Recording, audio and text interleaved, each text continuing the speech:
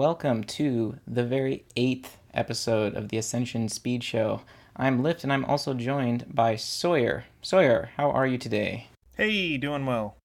And we also have Dictator. Hello. It is now December, and we can talk about the Boxing Daycare, the December 2018 item of the month. One of the first options you see when you go to that zone is the Daydream Naptime Corner. Sawyer, what are some of the drops or consumables that we can expect to see from that? Daydream Naptime Corner is basically going to give you a one consumable space consumable. I thought when this first came out it was going to be seeded, although apparently it is randomized. So that makes it a little tricky to plan around, but you're basically going to get either a food, a booze, or a spleen. The main advantage, I would just say the main advantage is that the food and the booze are epic consumables. I assume they're 6 adventures per fullness. I'm not sure about that. Dictator, you had checked with one of the devs to confirm it was random? Yes. Slaw mentioned that they are indeed random, and that's intentional mostly to keep some variation in the runs, because, half the fun is in planning, but it's also fun to, adjust your plan on the fly because you got something opportunistic. Yeah. So having some opportunistic places in there is also nice. Is there a drop or a consumable that we want to see, at least right now? I would say right now, if you're still trying to squeeze in standard runs, probably the spleen item is the best. That gives a meat drop bonus and 50% meat drops and 5 familiar weight. So that theoretically could save a turn on the nuns, like basically any source of meat. Out of the food and booze, it looks to me like maybe the booze is a little better because it has plus 5 stats per fight. And these buffs are, the food and booze are 50 turn buffs. It looks like the spleen one is 100 turns. We don't really need stat gain right now, although, it never hurts to have it. The food buff, I don't see anything that's super critical. There's a gear drops bonus, a weapon damage bonus, and a spell damage bonus. There's also bonuses associated with the sort of item of the month function itself, but I don't think those are going to be critical in run. I don't think so. I think Dictator, you and I were talking, and yeah, we'd like to see either the booze or the spleen item because we have so many free fights, and the booze helps with the free fights. Yes. And especially next year, we lose a whole bunch of our free fights, so stat gains are less abundant, which might make the stats per fight again more relevant. 50 turns will become relevant because by the time 50 turns have passed in current standard 2018, stats are no longer an issue. Not if you go all out on getting them, no. That's right. Spleen is fairly tight on day 1. I think I still consume the spleen item. I just might have to balance my nightmare fuel a little more carefully. But talk about power leveling. Dictator, give us a rundown of some of these massive 100 turn buffs that we can get. Right now, at the start of a run, you can already pick up, I think it was nearly 500% muscle, or whatever your main stat is, along with 150 to 250 monster level, some flat stats, and then you can jump into all your free fights. And because you have all this monster level and all these main stat buffs, the scaling free fights scale especially well, which all stacks together to really jumpstart your run. Especially because the stats, having more stat gains from the first few scaling fights also means you have more stats to scale with on the later scaling fights. And now it's only recently that we're hitting the caps of some of these scaling monsters, which is pretty incredible. I did not realize that some of them were kept so comparatively low. On the other hand, low is relative. Right. Even without a bunch of other free fights to combine this with, these are 200% main stat buffs, and they last 100 turns. So for leveling up quickly on day 1, very useful. The muscle has a bonus monster level attached. We do lose a few sources of monster level next year, so that might become more relevant for the tavern. Moxie gets 50% initiative, and Mysticality gets 25% item drop bonus. Sawyer, how do you see these being used on day 2? I think right now most people don't have trouble doing the tower test. Usually between the gear you can get and like reagent potions, they're usually not a problem. Although it is still possible if you're not paying attention to come up a little short. I know sometimes on mist test, I think I don't quite have enough. And that's probably because of like a foundry item. Yeah, because sometimes you'll take the. I mean, it depends if you take bass clarinet, that makes Moxie easier, and also I tend to take the Love Tunnel Moxie booster on day 2 sometimes. So every once in a while, I come up a little short on miss. So it's possible you would want to use that for a tower test if you get into a jam. Otherwise, I would say on day 2, probably just run the 25% item drops when doing like the Frat War for Green Ops drops, or potentially if you have some other zone with like 10% monsters, you could just run that in there as sort of a safety. The last buff, it looks to me to be pretty much useless. I mean, the last buff is 25 damage reduction, which is really good, but right now it's pretty rare that people actually lose fights, so I don't think that's really important.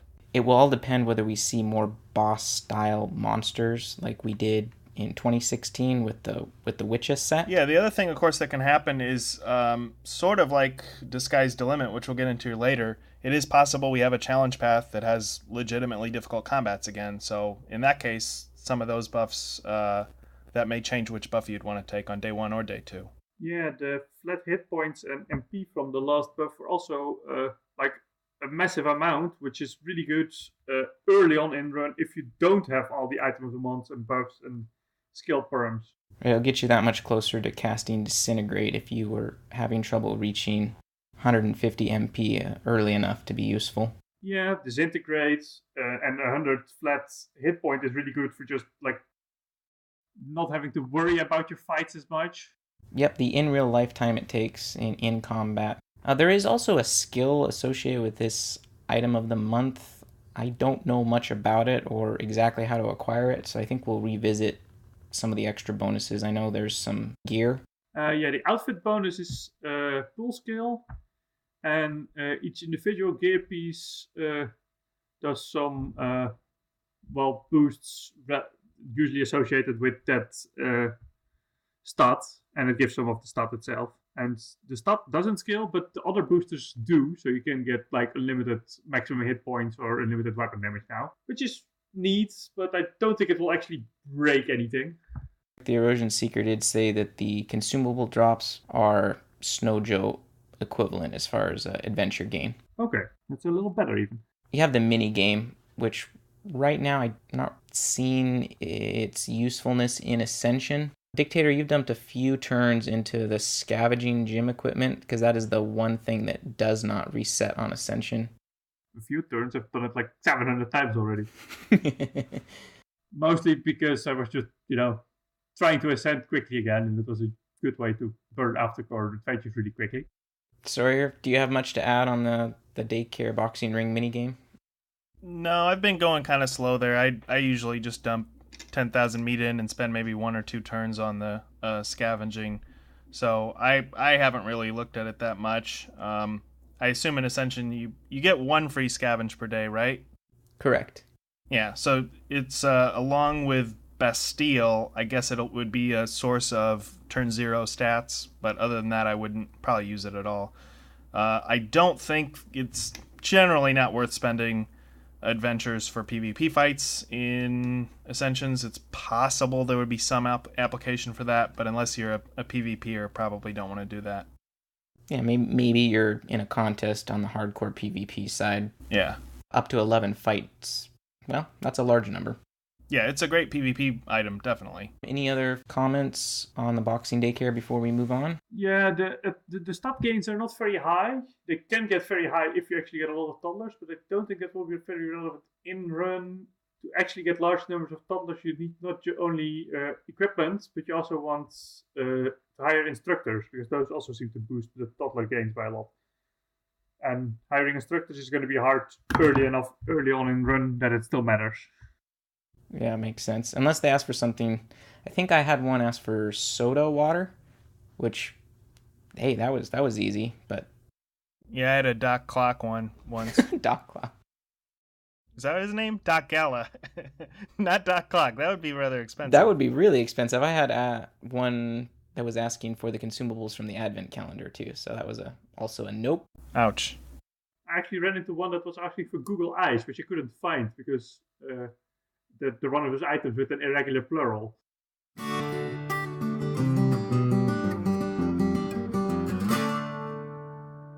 You both earned gold stars in your Disguises Delimit challenge path runs. That's pending gold stars. They're still not in our profiles. True. Bug, CDM? I figured I'd wait till Crimbo was over and then I'd bug him about it. Okay, soon to be gold star runs for Disguises Delimit. Dictator, you took it on the hardcore side. Sawyer, you weren't far behind. What, like 2 turns? I forget. I think I was 2 turns behind Dictator. Did top the normal or softcore side. Right. We're all familiar with RNG when we're doing our standard runs and how much can plus or minus our turn count, and we accept that, but how bad was the RNG in this mask path compared to normal standard? Well, it wasn't that much worse than standard. I know like a couple days before the path was done, several people, I don't remember who, but somebody was like, oh, screw this path, this is terrible. The overall odds of it really being terrible weren't that bad. Basically, the big concern was there was one really bad mask, the protest mask, and then there were 2 or 3 that tended to cause a little bit of difficulty. So basically what you wanted to do in either hardcore or softcore is you wanted to be able to go through a whole run without getting a protest mask. Worst case scenario would be on a digitized target. And then after that, I would say it was kind of crappy to get a protest mask on maybe some of the witches monsters, or it was not terrible, but it was annoying if it ended up on an olfaction or banished target.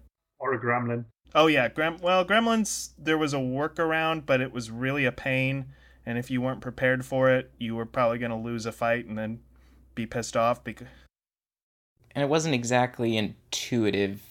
Yeah, I guess if you weren't paying very close attention to chat, you wouldn't see how to do it. Because gremlins, you had to swap out the mask, and then I think you could swap out the mask and then just wait for them to use their item. But the trick was swap out the mask, wait for them to use their item, and then you could actually switch back to get your old mask back and still use the molybdenum tool, or molybdenum magnet. So I'm going to go ahead and I'll try to paste it in the chat. I have my 1-day plan up here, and I tried to just figure out like the odds of completely having your run screwed up. So for example, for a 1-day run, basically you only have 3 digitized targets, and you don't want any of them to get a protest mask. And I'd say beyond that, you also don't want to get a bad mask on like the Witch's King if you're a muscle class. So if you sort of multiply those probabilities, that's like probably somewhere between a 20 and 30% chance of having your run completely screwed up, which is not good, but as long as you take a couple shots at a run, it's not awful. I don't know, Dictator, am I forgetting any really bad mask targets? The hockey ad was sort of legendary, but that's more of it catches you unprepared and screws you over, rather than if you know it can happen, then you're usually fine. Yeah, I actually got in my my hardcore run, I got hockey mask on Ed, and I know you had some stuff that cost you turns too, but I think it cost me 2 turns because I was not ready for it. And I even joked about like, oh, I'm not going to get hockey mask on Ed, and then it came up. And yeah, that kind of frustrated me. Yeah, I lost a turn to one of the witches bosses having a passive damage aura, which just killed me before I could do much. And I got screwed by the gremlins, mostly because I wasn't prepared to swap the mask back. So I had a protest mask, and I took his protest mask so that I could take his tool. And then I was wearing a protest mask, and I ran to another gremlin with a protest mask.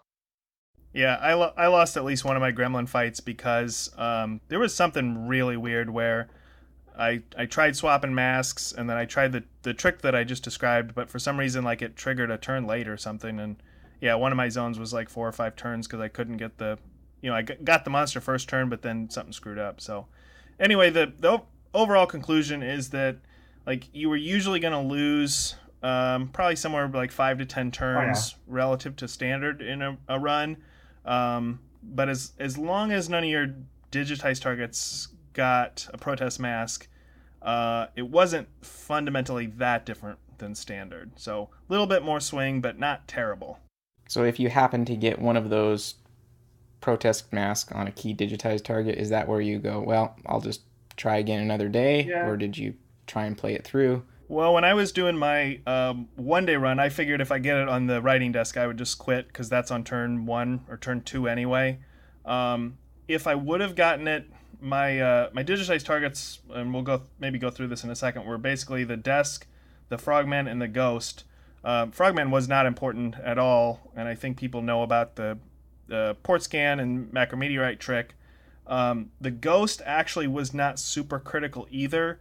I had a run early in the path where I got a protest mask on the ghost, and we have so many banishes and so many trackers at this point that jumping into 8-bit zone doesn't really add that many turns. It maybe costs like 5 more turns by having to digitize the blooper instead of a ghost. So that wouldn't really kill a run. The only things that were really bad would have been desk, and I would have been pretty annoyed if I lost to Witch's King, but that wouldn't really kill a run either.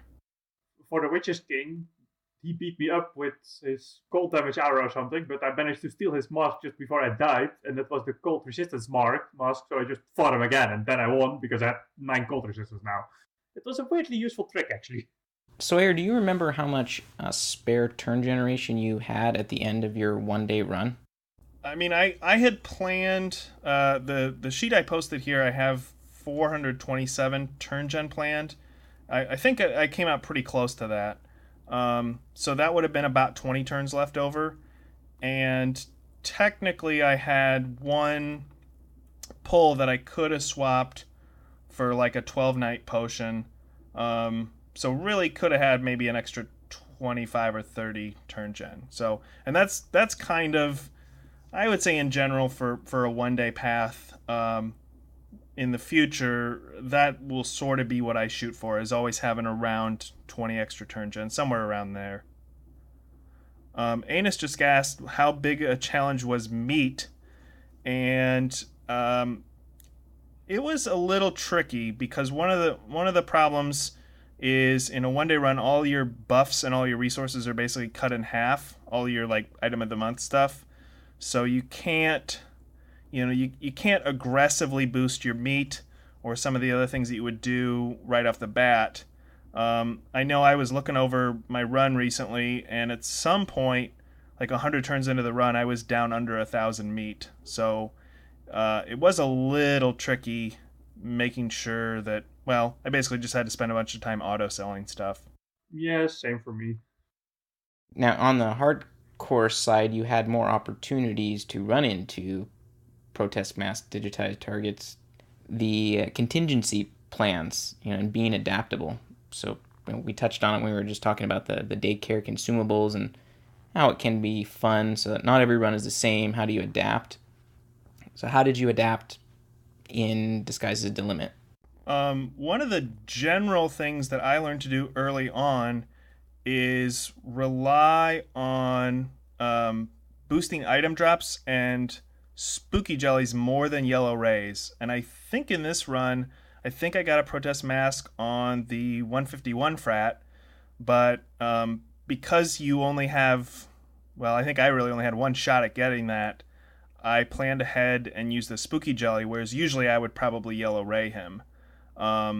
So by doing that, by not relying on yellow rays quite so heavily, that kind of avoids having to, I mean, that would have been a huge problem if I missed the frac gear, because then I'd have to either pull it or go farm it manually.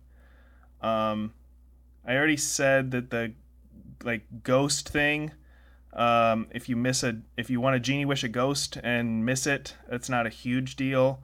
Maybe Dictator can comment on this because I didn't do this in my run, but I don't know if there's any good contingency plan if your Green Op Soldier gets a Protest Mask.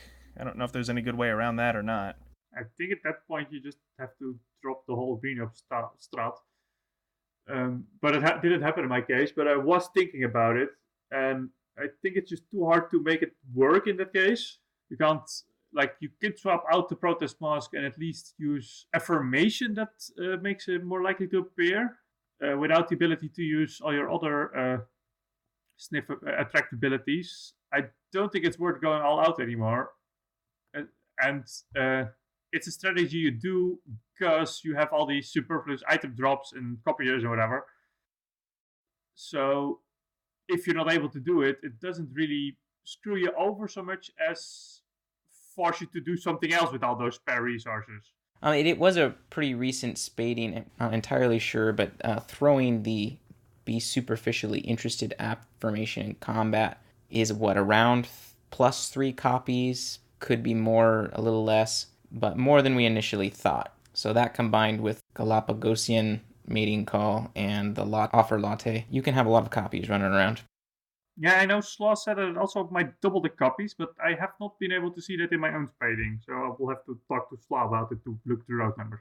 I'm not convinced of that yet. Screege McDuke just mentioned something that reminded me. He mentioned something about jam bands. The tower killing in Disguise Delimit was a little bit risky. I think if you got the hockey mask on the Wall of Bees, you would pretty much immediately die to Wall of Bees, I think. And the tower killing was actually interesting because you could also swap an attack replacing mask on them, which meant that you then had to deal with that attack instead of their scaling attack. Oh, I never... Which you could actually use to make it easier. And I spent the entire day 2 wearing a monkey mask, I think, because then I could swap stench attack on them. Huh. And I wanted it early just to make sure. But then it turned out to be completely useless because both the Wall of Skin and the Wall of Bones already had an attack replacing mask. And I was very careful to have that mask. And I actually picked up a boning knife as well because I ran into the non-combat while going through the tower. So I was like, man, might as well. But then it turned out to be all, over-preparedness. So in general, it was just about being more prepared than usual for combats, making sure your health was above a certain point. Percentage damage, that was the hockey mask. Yeah, you had to think a step further. Like, not just what do I need for this guy, but also what sort of masks would I be worried about and can I deal with them by preparing a little better. All in all, the RNG wasn't too bad, especially because... sure, you can get screwed over by a Protest Mask on a wrong monster, but I found it less annoying than OCRS, actually. Mostly because, yes, the masks do more, but there's only ever one mask in a given fight. While in OCRS, things can get really screwed up if you get, like, multiple annoying modifiers that combo really annoyingly together. Then you can just get an insta-lost fight, which is frustrating more than... I found DD to be. I don't have as much to add because I, at the time, did not have enough in real life time to even give it a serious attempt. But hopefully I can give the next challenge path a go. What we have been doing a lot of is standard now that all of the items of the month are released. What do we think of 2018 as a whole? Just kind of like as a wrap up. I think we had a pretty good diversity in our items of the month. We've probably mentioned this on previous shows. A little bit heavy on stack gains. A couple kind of weak items of the month, but I was comparing recently the 2018 items of the month to the 2015 items of the month, which would have been the ones that rotated out this year. And certainly relative to that year, these overall overall would have been significantly stronger. Almost every item of the month saves at least a few turns off a run. And a couple like Garbage Tote and probably the Never Ending Party are a major change in how you plan a run. So, 2018 was consistency. Right. Because the 2015 items that rotated, you had a few really, really good ones, but not all of them saved turns. Yeah. So granted, like, deck was powerful, Yeah. but not every item of the month that year was deck level. Yeah. 215 also had a few dedicated aftercore item ones, like 3 charters, I think. While this year they have been, like, all these item of the months do at least something useful in run, and not all of them are critical or anything. In fact, as we mentioned earlier, on the one hand, it's a really good set because there's no bad ones or I think you broke them down, tiers consisting of, does it do more than one useful thing? Or the next tier down was, it enabled one or more shortcuts, and then below that we had quality and ease of life, and then you had a separate tier for Poke Garden. Poor Poke Garden. Yeah, for Poke Garden. So in softcore it would be tier 2 actually. A lot of stunts in softcore. He's weird. But yeah, there's not so much, like, all the item of the month this year do something for all styles of play. As in, they're good for the casual player who wants to have a simple item of the month that he doesn't really need to think about. Just pick your choice for the day and be done with it. Have some useful things for aftercore. They all have a use in run. While 2015 was much more split in what target audience the item of the month had, which meant this was overall a very good set, but I also found it a little bland as a set. I think we mentioned it earlier in the podcast already. None of the, like, there's very few of them that actually give us new and interesting direct quest interaction or like brand new mechanics. Some of them, I'm not, maybe simple is the wrong word, Yes. but they're fairly easy to comprehend. They serve a purpose. You don't have to think too hard about, okay, how do I want to use this brand new item of the month? I would say the only one that would actually, in my mind, be intimidating to newbies, to inexperienced players, would be Voting Booth, because if you're not using Mafia and you're not good at modular math, people think that was a useless item. It's like, oh, who cares? I get this really weak buff and then these Wanderers. But I mean, if it's a strong item of the month, if you're either using Mafia or just simply know how to use timers, kind of annoying if you're not really good at paying attention to how Wanderers work. But most of the other stuff is fairly simple to use. There's nothing there that is super confusing. Would you agree with Dictator's assessment that if you could only have 3 items of the month, and this is for Ascension purposes, it would be the Garbage Tote, the Latte, and the Never-Ending Party? Yes, probably. Yeah, I would take those. As far as just entertainment value and the writing, Fantasy Realm was a blast. It made me smile multiple times, and it has a few of my new favorite monsters. Yeah, it's been a while since I've done the actual quest, but I really did like... I hope we get more... or at least like one good charter type zone in 2019, because I know when Fantasy Realm came out, people said, oh, the Lyle zone is just going to be like a new source of all these charters. And if you go look, or the monorail station currently has 8 doors that are not being used, so I hope we see some new charter type zones there. I think we will. I mean, there was a year where they only had 2 charters, and then the other 3 came out the next year. So yes, we only saw 1 this year. Fantasy Realm, hard to rate Ascension-wise, because next year it's the only way to get our last tower key. Yes, if you want to do 2-day runs, you need the Fantasy Realm, because other options are too horrifying to contemplate, because they will, like, work only in 1/5 of the runs or something awkward like that. So we were also talking, or we enjoyed some of the new mechanics that came out of 2018, one of them being the cat burglar and the heist. Yeah, something that we'd never been able to do before was retroactively grab an item. And not only that, that's a copy, so you could get the item that the monster originally drops and a second copy of it. As far as quest interaction, though, Song Boom with the Nightmare Fuel, what else were they, Dictator? The shortcut options, that would have been the Nightmare Fuel, Voting Booth, and the Kitten Burglar. You already mentioned the Kitten Burglar. The heists let you, like, actually do interesting shortcuts, like wishing for a mountain man and heisting the third ore so that you don't need a clover for that anymore. And what we also liked about one of the design choices made with the cat burglar was more heists you earn in a day, the longer it takes to earn your next one. So unlike the exoskeleton, where you have a set amount that you must run it for 199 combats, the cat burglar can be a little more flexible. Yeah, the cat burglar is really flexible, and it still rewards that you plan ahead, because ideally you want to balance the number of heists you get between all the days of your run. so that you can get the most heists out of the turns you're playing with it. Yeah, I think this is sort of common knowledge to most people listening to this point, but right now the most interesting and challenging part of Standard is balancing familiar use.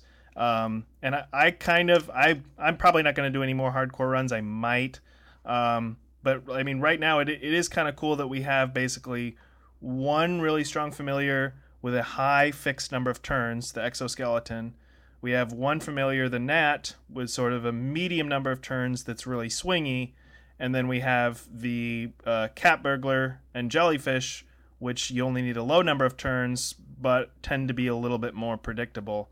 So I kind of like that balance, although, yeah, I wouldn't mind next year maybe getting one more thing like the Jellyfish or like the Cat Burglar that has that sort of exponential requirement that you can use a few turns and get something good, but then you have to spend more turns to continue to get a return for using it. So I like that mechanic in general. Yeah, me too. There's a fine balance between too much familiar usage and just not being able to squeeze everything you want in the run, and then the difference of 30 combats, it would be just fine. There wouldn't be that stress of carefully managing 4 or 5 of those familiars. Yeah, and the net is really annoying because he can, like you said, there's a really high variance in how well he works for you or against you. Just to go back for 1 second, the one thing I wanted to mention about my Disguised Delimit run was I came up like 15 bacon short of a malware. Ouch. And I had to pull my last pull. It wasn't a huge deal because the next best pull would have only saved like 2 turns. But I had to pull a malware. And then basically, I don't remember if I made a print screen or what. But yeah, it will be nice not having Demon Name and Bacon RNG next year. I'm looking forward to that. So he can just break a run on its own simply because you can't get what you want by the time you need it, which is frustrating. So I miss him, but I also will be happy that I don't have to worry about him anymore. Exactly. 2019 is looming, and our headspace is still trying to squeeze in a few more runs this year while we still have all the toys. But what kind of design goals are we looking forward to seeing or we hope to see in 2019? So this can cover 2018, what we liked, what we're concerned about, what we're excited about. Well, the one thing that would not be new, but I think we are in need of, is probably some more plus item sources. We're going to lose a lot of plus items. Just to rattle off stuff off the top of my head, we're going to lose Steely-Eyed Squint. We lose 2 accessories, the cowboy boots and the detective badge. We lose the Witch's Booze. We lose items.E&H. And basically our ability to cap certain monsters is going to go away. So I don't think we need to get to the point where we can get 2,000% item drops again. But I hope at least in the first couple months, just a couple more things, sort of like the exoskeleton candy glasses that would be, a 50% buff or maybe a 40% buff or something. So that's not a really creative thing to put into an item of the month, but I hope we get a little bit more of that back. Yeah, Animus just mentioned, I really loved that design choice of those strong 1-turn buffs. Yeah, that's also going to be interesting because if those get reintroduced, we're also losing a bunch of insta-kills. So, which is okay. It doesn't have to be a carbon copy of what we've been doing, but creative ways to do buff extensions like Stone Wool or the Primitive Alien Booze. Right, or even we have the Unspeakachu, and we still have we're losing some free fights, but we still have some free fights. So if we reintroduced some 1-turn buffs, right now at least there's room to spend turns with Unspeakachu. So maybe there would be a way to, get a 3-turn item buff or I don't know, meat buff or something, whatever would be introduced. So that would be kind of interesting. The Rosen Seeker just wrote out all the items drop sources that we'll be losing. So training helmet from the Snow Joe, cowboy boots from the LTNT, Steel-Eyed Squint also from LTNT, the Bishop Juice from Witchess, Floundry because of familiar weight, Terminal 30% from items.E&H, the Precinct Badge for 20%, and Protonic Accelerator Pack. And he's missing the tot, actually. Oh, missing the tot, yes. We're also losing the top. That's 150 flat, and we're currently quadrupling it. Right. So the and I have somewhere in a spreadsheet. Maybe I'll try to put it up on Google Docs or something. I had just a little item drop standard planner to see how high you can get in standard. But yeah, I think we definitely can't cap the Spooky Raven basement or cellar monsters, and it's going to be pretty tricky, if not impossible, to do 10% monsters. I think maybe it will be possible with Champagne, but it's basically going to like use up every single potential item buff. So we're really gonna have to start sequencing those higher item drop zones together. I like from well, I guess it would be from 2017. I like, in addition to the Cat Burglar Heist, the exoskeleton steal. That's kind of a cool mechanic. I love the hug pocket. That's one of my it's probably my favorite thing about that familiar. Yeah, it's interesting. I like it too because there's a couple zones where it's obvious to use, but then a couple zones where to me it was not so obvious. First off, it's hard to remember which monsters only have one or two items because it's in general better for monsters with less items that they can drop. If EXO teaches you one thing, it's that monsters have more than one drop that you care about, and you're often surprised. Right. So, for example, I like to use it. Kind of depends on how I go about it, but if I have to farm the pirate gear, I like to use it in pirates, but then I always get annoyed because pirates still have 3 or 4 drops, so actually the odds of it working out are not that great. I think somebody mentioned, I don't remember how many drops the Banshee Librarian has. Does he have 2 drops, I think? That will become relevant next year because we're probably going to be doing... Yeah, he has 2 drops, the Quill Pen and the Killing Jar. So like that's a decent target if you couldn't cap that to use an Exo Hug on, because there's a 50% chance of getting the Killing Jar, and that will... do we want to talk... Well, I don't know. Are there other things that we could add for... I'm not good at coming up with mechanics on the spot, but I'm trying to think if there are other new... One of the things that we're losing is our interaction with delay. So not only do we lose Wanderers, that's a whole nother subject, but we lose things like Turkey Blaster. To be able to blaster certain areas just cuts the amount of free runs or Wanderers we had to drop into the zone. And then, of course, losing the copiers is a big deal. Yes. Changes a lot of things, most importantly, how we're going to start using our wishes. Yeah, that's what I was about to ask is planning out wishes for a 2-day run. It turns out is kind of tricky in 2019. It's hard for me to see what is actually worthwhile. Based on this item drop list we've been making, we might be wishing for Frosty every once in a while. Yeah, I seriously considered. I was trying to just come up with like six genie wishes, and on day 2 when you're doing the nuns, if you sequence item drop stuff after the nuns, I think it is totally sensible to probably wish for Frosty. We'll see. People may come up with brand new strategies or old monsters that you can wish for that, just people weren't really thinking about this year. I think there's a lot of history that we can start to explore because it's not as obvious without copiers. Right. And I'm kind of excited. There might be an obscure buff or weird monster or just the strategy of, if it's a zone with a lot of monsters, wish for it, olfact it, and then start adventuring. Right. So one of the strategies, probably, I think Slaw was the first one that pointed this out to me. It wasn't a great strategy this year, but next year probably will be a good strategy, which would be wish for the Gouty Pirate. Wish for the Gouty Pirate while you're still doing insults, and then either olfact it, or you could even use a Love and Amarang, but I would probably say olfact it, and then you're basically saving a turn on insults, and because that zone is a really bad zone, you can have it olfacted and all the other tracking stuff when you go into it, and probably get a Gouty Pirate on turn 1 in below decks. So like that'll be a more sensible plan next year, since we're probably probably gaining at least 2 genie wishes, because it's think we even have more free genie wishes because we won't be wishing for drops anymore either, I think, because we don't have the item drop and the copies to back it up. We'll see. I think it might still be worth getting it.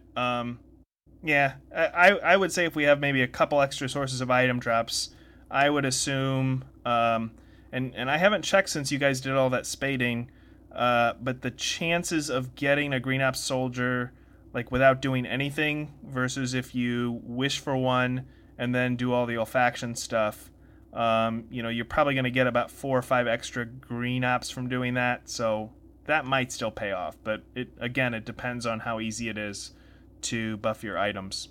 Yeah, so I think there's a few wishes that jump out at you more. I think Mountain Man is still going to be smart, especially combined with the Cat Burglar, the Pirate for the insult, and the Sniff.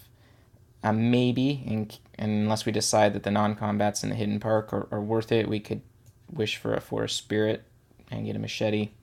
But we'll have the entire community kind of putting their heads together. It would be kind of cool to have like another, combining some ideas here, have another charter zone that maybe has some really good monsters in there that you'd have to spend some turns, because then, I mean, I don't know what they would drop, but then maybe that would be a new genie wish would be, oh, you'd wish for this monster that's in Fantasy Realm 2.0 that's hard to get to, but you could use genie wish for it. But anyway, that's another vote for having a cool charter zone with useful monsters in it. And in some ways, it'll be nice to have fresh, since we've had Source Terminal, which is far above the curve. We've had it for so long that the strategies have been more or less made around it. Yeah, if we're not skipping writing desks next year, but something to help us out in the first floor of the Spooky Raven. Oh, some early elemental resistance could be very handy. Yep. And very useful. We're gonna need a source of stench damage, I think, for the tavern. Now that we don't have the protonic, if we want to do the tavern early, which yes, if you want to do the tavern early. I haven't even calculated what we can boost our monster level to starting from next year, but I think quite a bit less now that we don't have LTNT precinct. We lose the precinct, we lose the rook, and we lost something else. Oh, we lose the nuts. Oh yeah, well, that's 10. That's not a big source, but LTNT boots. Yep, so suffice to say, I don't think we're going to be hitting 300 ML right off the bat in January. No, but more importantly, I think all the stuff we're losing are the short-term buffs, which really forced us to do the tavern close to the free fighting. Yeah, that's a good point. If all your buffs are longer, then you can do the tavern when they're about to run out, which is then turn 50 or turn 80 or whatever, and then you have more time to find some stench damage. When January rolls around, we'll be discussing standard more in depth, because I think the January item of the month gives us a sense of what's to come. We did have a user question, and I do want to talk about this from Gaussy about the desert quest and how to properly order it. Yeah, that's a pretty good question. And it's hard for me to even say definitively how to plan it out because I often adjust it on the fly. My sort of working backwards, the one piece of advice that I have is what you absolutely do not want to have happen is to be like 4 turns into Oasis trying to get either the drum machine or the stone rose and then run out of ultra hydrated. So I often will work backwards from, okay, I want to basically finish up Oasis with 1 or 0 turns of ultra hydrated left. So can I, purposefully get the desert to a point where that's going to happen, and can I get the number of turns in Oasis to that point? So it's, at least for me, you guys might have a different opinion, it's not straightforward of do Oasis first or do the desert first. It tends to change. I don't think I've ever done it in the same way twice. Right. Because usually I'm setting foot in there when I have the worst started already. And I'm usually setting in there to get my hippie outfit. And whether or not I get the roll for the 50% super likely right away will dictate what I'm doing. But Dictator, what have you been doing with the Oasis in the desert? Also Clover, you should. First of all, doing the Oasis first is probably bad.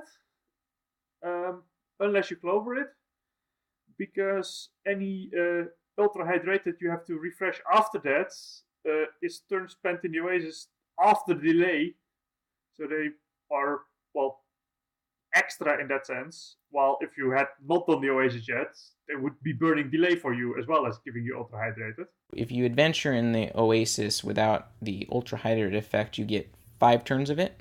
Yes. You can bounce back and forth between getting that 5-turn buff and then adventuring in the desert, and that will burn delay. Yes. However, you are looking for a certain monster in the oasis, the blur, which has the drum machine. And the whole point of being ultra hydrated is to find the missing pages. Yes. So you have this balancing act of, okay, I've spent all of the delay turns, but now any extra turns I've spent in the oasis looking for the blur is a bit wasted. Exactly. That's the overview. And so now it's the question of when do I clover and how should I spend those turns? I have been using my clover if I had a fourth one, because in the current run plan I do the desert on day 1, which means because I need to spend a turn somewhere. So a clover is a good way to do all that at once and be done with it. On the other hand, clovering it not only means that you lose a clover, it also means that you can't get your ultra hydrated in nice 5-turn shots. And 5-turn shots are nice, at least in current standard, because you can combine, you can time them such that there's a wanderer or fout monster or even both in that 5-turn window, which means you can then kill those on the battlefield, and you get both them. So why is it important to kill wanderers in the desert? Because unlike when you use a wanderer in a delay zone, desert monsters you actually want to kill. So if you lure a wanderer in there and you kill it, you trade a kill for a kill. If you lure a wanderer into a delay zone and kill it there, you trade a kill for a runaway. And runaways are worth less because there's only so many zones that want a runaway, and there's only so many you can get, but there's also only so many zones where you can use them that are still open by the time you have all your runaways, typically. Desert's nice for sequencing because usually about the time that people do desert, it's a good place to put wanderers because they generally have finished up Spooky Raven. They've probably finished up, a good chance they finished up like either Cobb's or maybe even the middle floor. So like that's one of those points where you start to run out of delay zones. So desert is really, I always try to stick at least 2 wanderers in the desert, if not more. And that, like, I would say if you clover it, you can still probably squeeze 2 in. If you don't clover it, you could maybe even squeeze 3 in. And you can or cannot find missing pages with wandering monsters. You can find missing pages if you're ultra hydrated. Good point to emphasize. That's also an important thing to realize. You don't have to be ultra hydrated to be fighting in the deserts, but if you're not ultra hydrated, you can't get the pages, which occasionally means you can just keep going after you've already had your pages and you're a few percent short. Yeah, so the thing you don't want to do is if you're going to get both a Stone Rose and a Drum Machine, and you get the desert up to 60% complete, at that point you don't want to waste turns of ultra hydrated in the desert, because the Stone Rose will get you up to 75 and the Drum Machine would get you up to 100. So if you happen to do that, let's say you have like 2 turns of ultra hydrated, maybe you've spent 5 turns in Oasis, and the desert is at 60%. At that point, stop doing the desert, go do Oasis, or maybe you're at 58%, stop doing the desert, go do Oasis, and then just come back and do a fight in desert afterwards. Another interesting thing to consider, actually, looking forward to next year, this might all change because we will be fighting in the library again. So if you can get a killing jar, that's 50% already. You can still buy your black paint just fine. That's 50%. The drum machine, when you use it, is another 30%. And usually I collect 40% while collecting all my pages for the drum machine. In that case, you don't even need to get the Stone Rose. Yeah, I mean, it depends on how good your page luck is, but basically the idea is once you get the desert, within the point where you'll hit 100%, or within 2% or something, then don't waste extra turns in the desert ultra hydrated if you already have the pages. That's kind of what I'm trying to say. Yes. So that's why it's nice when you don't use a clover, you can have a lot more flexibility because the buff is only 5 turns long and allows you to route differently. I've managed to put 2 Wanderers in the initial 10 turns in one of my runs, and another 5 Wanderers in the 3 shots of 5 turns I got later. That was both Vote Monsters and I think it was Digitized Drops probably, which worked out really nicely. And the best part about it is that the Vote Monsters, if you're doing the desert late enough or early enough that you still have free ones, they're free. So they don't even count against your turns of ultra hydrated, so you effectively get more of it. It's probably worth pointing out next year that because if people are doing the first floor Spooky Raven, that makes it more sensible to get Killing Jar. So in general, if you get Killing Jar, that makes it less desirable to get the Stone Rose because it's often superfluous. So that actually makes it a little tighter in Oasis where you don't want to spend as many turns there. So just, remember to take that into account. What are our clovers going to be next year? We still want the sonars, we still want the wands. I think they're the same, probably. Probably still want the bridge as well, especially without fish hatchets. So it's bridge or Oasis, basically, for the third one. Mentioned it's harder to, since it's lower item drops, it is possible to do the clues. We also recently confirmed that you can't heist the clues. Right. You can't heist 2 bridges, you can't heist a book loose.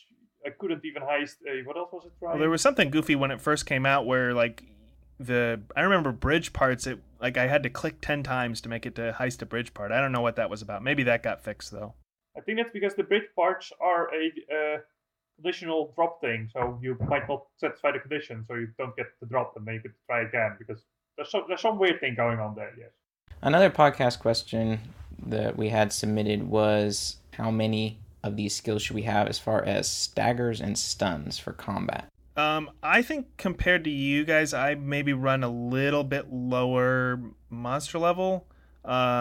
So I don't. I mean, in some sense, that makes stuns more effective because you can't hit the the 150 cap, but it's also just not staggers. Excuse me. But I don't really think about it that much. Time Spinner, I believe, is a stagger. A stagger and a slight D level, right? Yeah, I usually use that, but I'm not really even thinking about the stagger. It's really just for D level. So most of my combats are just weak sauce, Time Spinner, maybe extract or some other combat skill that's helping, and then just kill the monsters. So I tend not to use. Really, ever since Love Gnats went out, I just kind of stopped worrying about stuns and staggers. If they are integrated into a skill that also delevels, then I think about using them. But just straight up, I can't even think off the top of my head what they are for all of the character classes.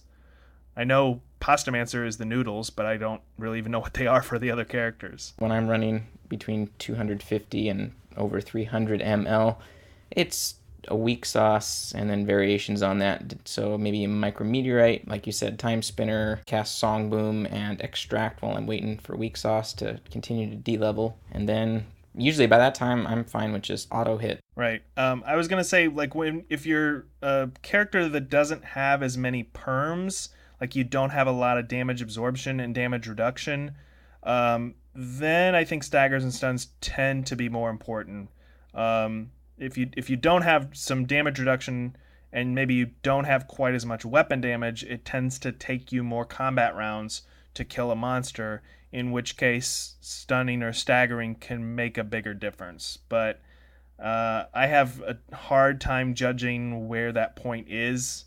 So, yeah, I don't really have any good advice there. And there are not all that many staggers in the skills anyway. Most of them are from Item of the Month, like Micrometeorite and the Time Spinner. The skills typically have stuns, which are better, but also typically more costly in that they cost some extra resources. And they also tend to not do anything on their own. And at a certain point, we'll just direct you to the skill perm spreadsheet, and you can find your bottlenecks wherever that's at. For people not in the chat, Screege McDuke just said mandatory shell up sauce shell plug for 2 turns versus the wall of skin. So there's a trick. We probably covered this in when we talked about tower killing, but there's a trick to extending the wall of skin fight a little bit using shell up and sauce shell. Those in general are very good skills. I don't use them that often, but they're good emergency skills. So yeah, I like those. Also, Animus just pointed out we'll have to consider which classes are the best to run again, now that we don't have to worry about Thanks Garden seeding. I'm trying to think of what is actually seeded next year. Affirmations, technically the meteor drops are seeded. That tends not to be super important. So yeah, I mean, affirmations without crazy green op strategy is not super important. So I would say at least at the beginning of the year I would just lean towards doing Seal Clubber just because that's always the easiest.